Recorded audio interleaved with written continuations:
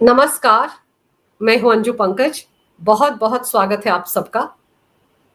आज इस वीडियो में मैं आपके सामने एक ऐसे फिल्म के बारे में बात करने जा रही हूं जो फिल्म सिनेमा घरों में दस्तक दे चुकी है और जिसका जादू लोगों के सिर चढ़कर भी बोल रहा है। और ये फिल्म है तेजा सज्जा की मिराय।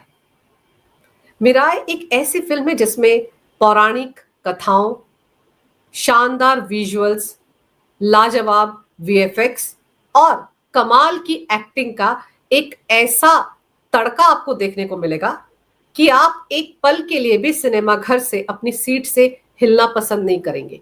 एक एक फ्रेम पैसा वसूल है।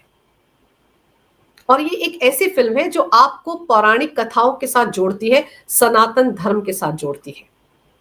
इस फिल्म की कहानी में आपको जटायु और उनके भाई संपाति का सीक्वेंस भी देखने को मिलेगा। जटायु के बारे में हम सब जानते हैं, कैसे उन्होंने माता सीता को बचाने की कोशिश की थी।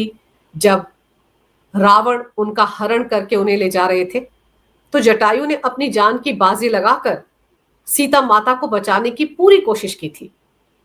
लेकिन जटायु के भाई संपाति भी हैं, इसके बारे में शायद बहुत कम लोगों को पता है।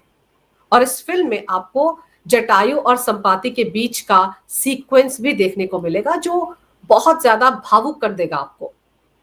और जटायु की मौत का बदला लेने के लिए उनके भाई संपाति ने एक संकल्प लिया था और फिर उस संकल्प को पूरा करने के लिए किस तरह से वो अद्भुत शक्तियां ग्रहण करते हैं, हासिल करते हैं, वो सब कुछ इस फिल्म में दिखाया गया है।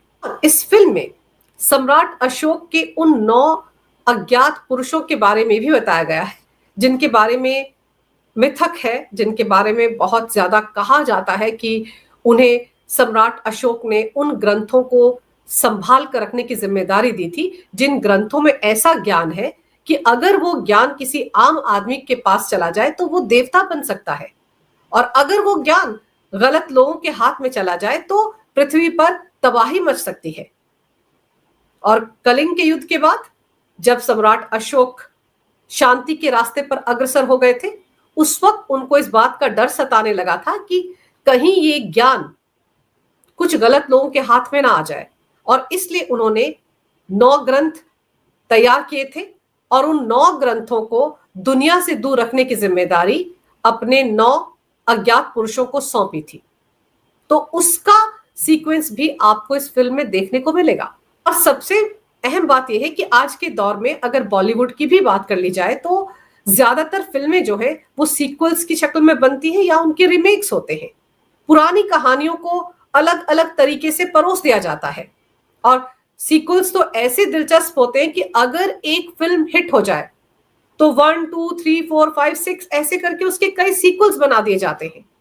इससे पता चलता है कि बॉलीवुड में अच्छी स्क्रिप्ट्स की कमी है, अकाल पड़ा हुआ है।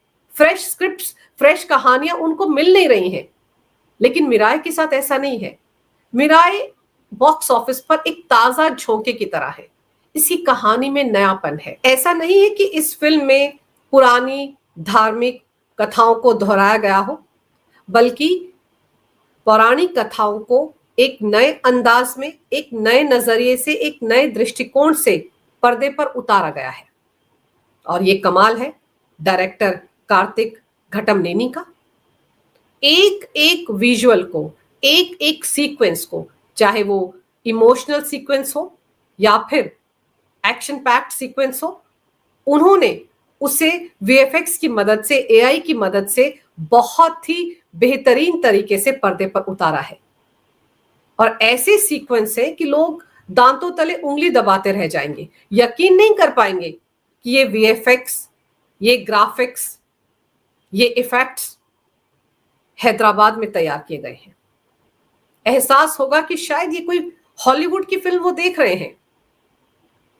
जब आप इस तरह की माइथोलॉजिकल फिल्मों को, जिसमें कि आपने पौराणिक शक्तियों का प्रदर्शन करना है, आपको वीएफएक्स का इस्तेमाल करना पड़ता है, एआई का इस्तेमाल करना पड़ता है, लेकिन आप किस तरीके से उसका इस्तेमाल करते हैं ये आप पर निर्भर करता है।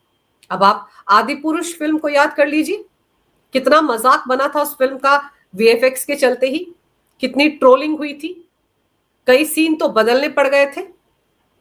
दोबारा से वीएफएक्स का काम करवाना पड़ गया था, जबकि वो फिल्म तो करोड़ों के बजट में बनी थी। और ताज्जुब की बात यह है कि मिराय फिल्म का बजट तो सिर्फ 40 करोड़ है। तो आप सोचिए, कम बजट में रहकर भी डायरेक्टर कार्तिक ने बेहतर वीएफएक्स हैदराबाद में बनाकर बाकी फिल्म निर्माताओं के लिए भी रास्ते खोल दिए हैं। उनको भी बता दिया है कि हॉलीवुड की तरफ भागने की जरूरत नहीं है, अपने देश में भी हॉलीवुड जैसा काम हो रहा है। तो उस मायने में भी ये फिल्म बहुत खास है। हमारी आज की जनरेशन जिसको थॉर बहुत पसंद आता है, जो एवेंजर्स के पीछे भागते हैं, अगर वो इस फिल्म को देखेंगे तो उनको समझ में आएगा कि हमारे देश में भी हॉलीवुड से भी बेहतर फिल्में बन रही हैं। हमारे अपने हीरो हैं। तेजा सज्जा जो वेदा का किरदार इस फिल्म में निभा रहे हैं, वो सुपर हीरो की तरह है। एक आम युवक है, लेकिन उसे इस बात का एहसास बहुत बाद में होता है कि उसके कंधों पर एक बहुत बड़ी जिम्मेदारी है। ऐसी शक्तियों को बचाकर रखने की जिम्मेदारी है जो असुरों के हाथ में न लग जाए। और फिर तेजा सज्जा की अगर बात की जाए तो लोग हनुमान फिल्म से उन्हें जानते हैं, उनके साथ एक कनेक्शन महसूस करते हैं। हनुमान फिल्म ने भी बॉक्स ऑफिस पर रिकॉर्ड तोड़ कमाई की थी और तभी से दर्शकों के मन में कहीं ना कहीं तेजा सज्जा को लेकर एक उम्मीद जग गई थी। उन्हें एक सुपरस्टार नजर आ रहा था तेजा सज्जा में।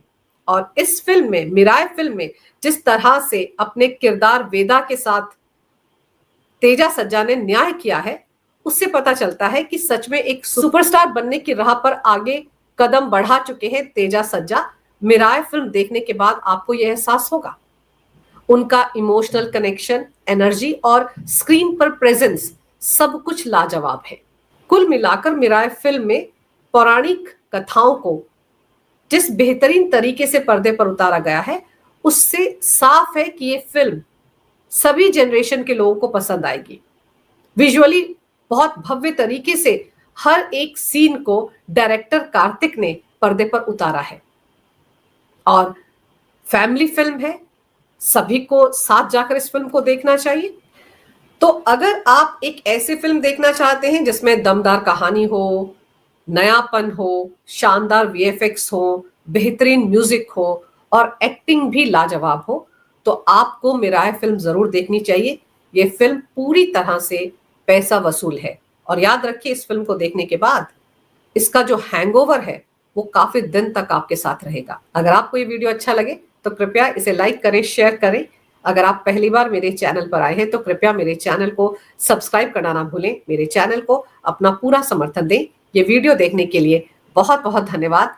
नमस्कार। भारत माता की जय हो। वंदे मातरम। जय श्री राम।